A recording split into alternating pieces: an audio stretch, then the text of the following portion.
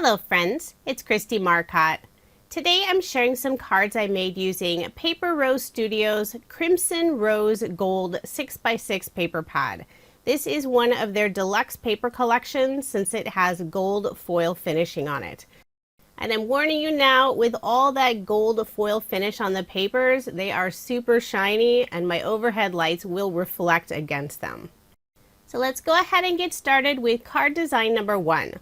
Most of my cards in this video are fairly simple. I really wanted to feature the beautiful pattern paper in this collection. I selected one of the floral patterns, rounded the bottom 2 corners. I'm layering it on some black cardstock and then again on this peachy orange cardstock color. Then I'll put some ATG tape on the back and add my card front onto a card base. All of my cards in this video are American Standard A2 size, 4 1/4 inches by 5 1/2 inches. Next I'll add a stitch circle die cut. I used some black cardstock for that. I held this circle up to my card with part of it hanging off the edge, flipped it over and trimmed off the extra. Now I have that circle all the way flush to the very right side. And I used some liquid adhesive to adhere the circle in place. Next I'll add this beautiful butterfly die cut. This is the Elena Butterfly. And I used some of the pattern paper for the butterfly. It's not quite as shiny, but it still has that beautiful foil finish. When adhering the butterfly, I only put liquid adhesive behind the body and the antenna. That way the wings can lift up and have the look of dimension. For the sentiment, I'm adding Happy Birthday. This is from Paper Rose's Rainbow Poppies sentiment sheets. I love they have one sheet that's all happy birthday sentiments in a rainbow of colors. To finish off the card, I'll add some clear crystals from Paper Rose. There are 4 different sizes in their little shaker mix set. I'm only using, I think 2, maybe 3 sizes on this card. Just put a small drop of liquid adhesive, use my embellishment wand to pick those up, and once the glue dries, it will be clear. So there is my finished card, and I did make 2 using this design. Now moving on to card design number 2. I selected another pattern paper for the background. I think this one almost looks like a beautiful sunset or a sunrise. I cut out this beautiful die cut with the 3 butterflies. This is from Paper Rose's Butterfly Coverplate die. I used some black cardstock. I'm just adding liquid adhesive all over the back. And I'm trying to go quickly so the glue doesn't dry. Sometimes I have to go back to the original spot where I started since the glue is already drying. Now I'll adhere that die cut onto the beautiful background. I love the look of the silhouette butterflies against that sunset background. There are a couple little areas where the liquid adhesive is showing, but that will dry clear. I'm pressing down all the little areas of the die cut so none of it will lift off later. Isn't that beautiful? I love that background. Then I'll put some ATG tape on the back and add this panel onto a card base. Many times I like to have some of the white card base showing, but not for this set of cards. I really didn't like the look of the white with the pattern paper. For sentiment, I'm using another Paper Rose cut apart. This is from their All Occasions sentiment sheets. Wishing you a wonderful day. And I did pop it up using some foam dimension. Then to finish off the card, I'll use some more of the clear crystals. Put 2 of them in the upper left-hand corner, 1 next to the large butterfly, and 2 in the lower right-hand corner. So there is my finished card, and again, I did make 2 using this design. This set of cards was so hard to photograph. I did try to take the pictures at a couple angles so you could really see the beautiful gold foil pattern paper.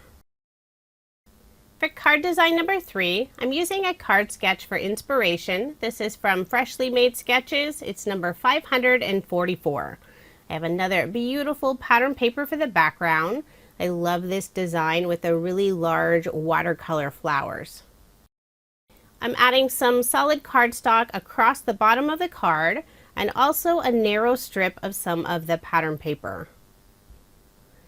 Cut it just a little bit too long, so I'm just flipping over the panel to trim that off. Then I'll layer this panel on some black cardstock. I I ran out of tape right there, so I did need to pause the video and refill my tape glider. I knew it was running low, but I was hoping it would make it through this card, but it didn't. But now I have a full roll and it'll last through the rest of the video. For a sentiment, I'm using another cut apart from Paper Rose, this time from their Big Sentiment 1.0. I love their sentiment sheet cut aparts. Perfect if you don't feel like doing any stamping. And they sell a wide range of different sentiment packs. I selected the sentiment Thank You, and I layered it on some black mirror cardstock.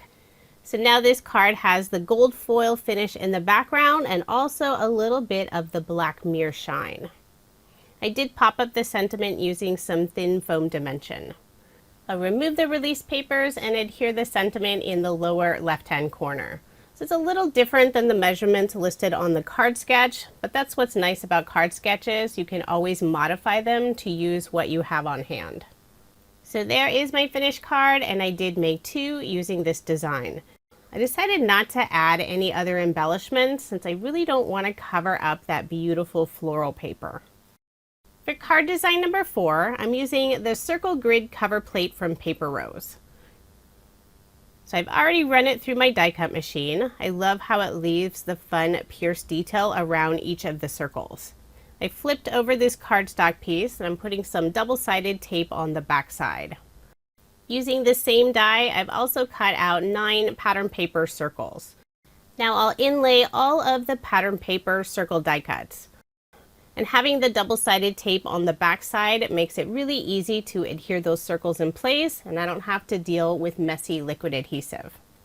So once I've added all of my circles, I'll flip over this panel, remove the release paper, add some ATG tape on the areas that I don't have that double-sided adhesive, and layer this panel on some black cardstock. Then I'll adhere my card front onto a card base. I love the look of the shiny pattern paper, but sometimes it can be a little overwhelming, so having a card design like this with just those small circles with the pattern paper really helps tone down that super shiny look. I did put a little extra adhesive on the back since the cardstock panel curled just a little bit from the die cut. Next I'll add the word thanks. This is from Paper Rose. I cut it out from some black cardstock, put some liquid adhesive on the back and adhere it underneath my grid of circles. Since I donate a lot of my cards, I always try to have a few of them without all the extra dimension and bling.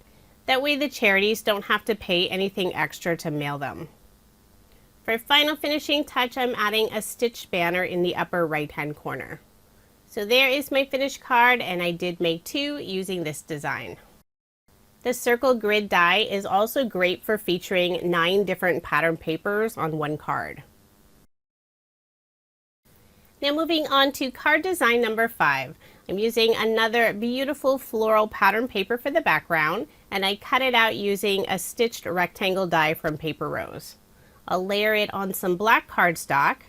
I did put some ATG tape on the back, but I'm also adding a little bit of liquid adhesive along the very outside edge just to make sure that stitched edge lays down nicely. Then I'll layer this piece on some orange cardstock, and the orange cardstock does have a nice linen texture. I know it's made by Stampin' Up, but I'm not sure of the color. It was given to me by a friend many years ago, and I have just a little bit of it left. I'll put some more ATG tape on the back and add my card front onto a card base. Now I'll add the sentiment to my card. I've already cut it out. I have the word and the outline, and this is from Paper Rose's Hello Large Layered Word Die Set. I used some yellow cardstock for the word hello and then black cardstock for the outline. Just glue those 2 pieces together, and I love how easily they line up. Once I have those 2 pieces glued together, I'll flip it over and add some thin foam dimension to the back side. And I'm trying to make sure to get good coverage so there isn't one area of the sentiment that sags. So I did trim down some of the small foam squares. I'll remove the release paper and add the sentiment in the center of my card. That way you can still see the beautiful floral design from behind. For embellishments, I decided to use black bling this time. Just put a few of them around the sentiment on the right and 2 in the upper left-hand corner. Then for a final finishing touch, I'm using a black pen and adding some small dots all over the sentiment. It'll just help it stand out a little bit more. So there is my finished card, and I did make 2 using this design. I love the large size of the Hello sentiment, plus it still fits on an A2 size card. For card design number 6, I'm using a card sketch for inspiration. This is from MFT, it's number 180. For this card, I'll be using 2 of the pattern papers. For the background of the card, I have some of the orange cardstock with that linen texture. I'm layering all of the pieces on black cardstock. I have that watercolor paper for the large banner on the left, and then a floral design for the smaller rectangle piece. I'll cut a fishtail on the pattern paper to create my banner and layer it on some black cardstock. Then before adhering my floral piece, I will put a scrap piece of cardstock on the very right side where it goes off of that banner, and that'll help keep everything at the same level. Then I'll put some liquid adhesive on the back and adhere my floral piece in place. Then I'll add some ATG tape on the back of this panel and layer it on some black cardstock. Now I'll add my card front onto a card base. For the sentiment on the card, I'll be adding thank you. And this is another cut apart from Paper Rose. It's from their Big Sentiments 1.0 sentiment sheet set. I'll cut a fishtail on the left side. Before adhering it to my card, I will put just a tiny scrap piece of cardstock on the left side. And I'll put liquid adhesive on the back and adhere it in place. For a final finishing touch, I know this sketch indicates 2 small buttons, but I'm adding a small banner in the upper right-hand corner instead. Just glue that in place using some liquid adhesive. So there is my finished card, and I did make 2 using this design. Even though this card does have 2 pieces of the foil pattern paper, that watercolor pattern paper isn't quite as shiny as the floral pattern paper, so I don't think it was as overwhelming.